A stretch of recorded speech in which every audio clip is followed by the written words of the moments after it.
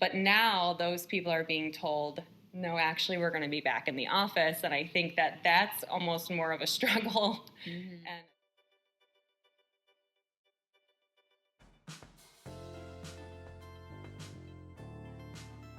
hello, everyone, and welcome back to the LeadHer Lounge. Today's episode is all about the big buzzword of the RTO Mandate, which is the return to office mandate.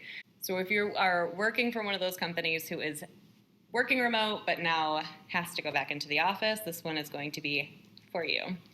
So we're going to start with a little bit of a throwback, though, I think, to pre-pandemic, pre-COVID. So 5 years ago, we have a different situation, totally different, but kind of like similar at the same time because leaders were confronted with this challenge.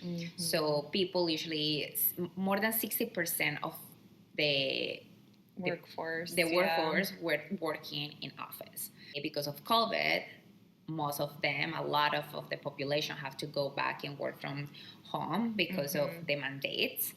And it was a hard transition. It was a really hard transition, especially for leaders, not having the opportunity to see what their team members were actually doing. So it was a hard transition. But now what is happening is that companies are requiring people to go back to the office, even though they were hired to work remotely. So which it makes everything different. Yeah. This is the struggle that I think we're experiencing. So whereas when Erica and I were both leading in corporate America, we had that challenge of going from in-person and having people who were on our team who got hired in knowing I'm going to be working with my in-person team. We're going to be in person. I already know this going into it.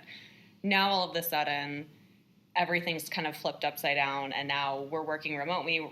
We're learning how to use Zoom. I didn't even know what Zoom was, to be completely honest. Like 5 years ago, I really didn't know what it was. Now we're experts at it. But it just changed the dynamic of the team so much and the trust of the team too. But now what's happening is that people are getting hired in to remote positions, and people know that they're going to be not necessarily able to have someone working directly next to them or be able to have a casual conversation with the person while they're passing them in the hall.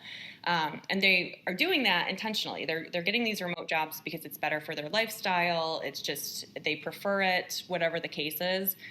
But now those people are being told, no, actually, we're going to be back in the office. And I think that that's almost more of a struggle and a tougher conversation to have, because these people are like, no, I did this because it's fitting my lifestyle better. And now you're telling me that I have to kind of sacrifice as I was saying, you have to sacrifice my laundry, my dinner, my grocery shopping, like all of those things that I was doing while I was working from home. Yes.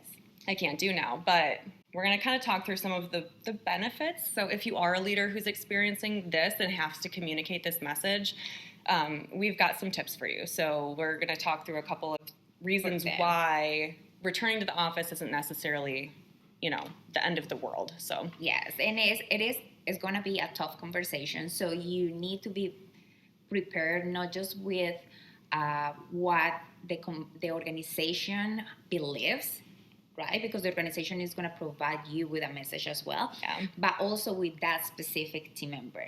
Remember, we have to tailor that communication with each individual. It's not about, it's just a person and they think the same. No, they have different needs, and I hope as a leader you know their needs, and that you are empathetic to those situations. Because one thing is that one person is like, I cannot do my laundry, I cannot do my grocery shopping, and another person is like, I cannot pick up my kid. I now have to hire somebody, or I have to figure it out what to do with my partner, if they have a partner, to pick up their kids or help them with something. And that's a major issue, right? Now with kids involved, or somebody that is sick maybe in the household, you had the opportunity to help them while you're working, and now you cannot anymore. So I think that conversation is going to be different 100% when you know what's going on, because again, you have to be empathetic with their situation. It's not about like, this is it is what it is, and we need to do it. No, we need to this is not leadership in 1920. Yeah. It's leadership 2025. 2025. 25, yes. Where we think more about our team members and we care about them and they know that, and because of that, that conversation is going to be much, much better. So they're going to come to you. They have different expectations. My expectation was to work from home. Now you're telling me that I have to go back to the office. Why? Yeah. Why do you think that's better? What are the benefits for me to go back to the office, and not even for the team, right? So we talk about the 4 C's. Yes. And we're going to cover that, like each one of them. And the first one that comes to mind is the connection. Oh, for sure. And I think when people are getting hired into like an in-person role, they are getting hired in kind of knowing I am going to be working directly with this person. Now that could look like I collaborate with you, I'm working directly with you, or I'm genuinely just sitting at my desk and you're sitting next to me and we're having casual conversation. I know about your kids, you know about my cats, and you know we're really good friends now because we just have casual conversation. Now on the flip side with remote work, a lot of people got hired in thinking, like we were saying, I'm not going to have someone sitting next to me. I'm going to be able to just kind of sit here and do my job without anyone else kind of, you know, interrupting me or distracting me or whatever it is. And so now those people are going to be having to go back to the office. But in our perspective, maybe this might be challenged by a couple people, but humans are very social creatures, and we actually work very well when we work with other people. We're more innovative.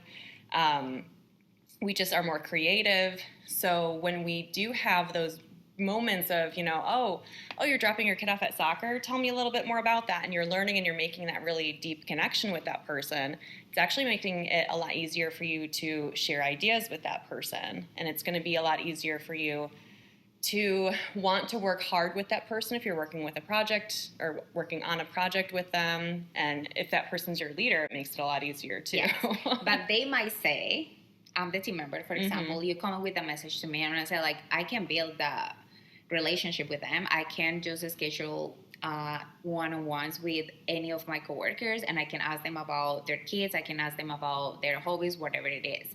Yes, you can. But that is not a candid, really, conversation. It is organic. Different. It is different when you are passing by, going for coffee to the bathroom, whatever it is, and you pass by and like, oh, this is new. What happened? Did you buy this? Or what is this picture? What do you do in this picture? Tell me a little bit more. So it's a candid conversation instead of like, okay, I'm going to schedule this time to talk with someone. The conversation is going to come across a little bit different. Yes, you still can build that relationship. It is just different because every time you schedule something, you're kind of, I don't know about you, but I get a little bit of this anxiety of like, always. Okay, what I'm going to talk about, what I'm going to talk about, what I'm going to cover. So I'm kind of in this character when I'm walking around and I'm seeing somebody and saying hi, that's real me. Yeah.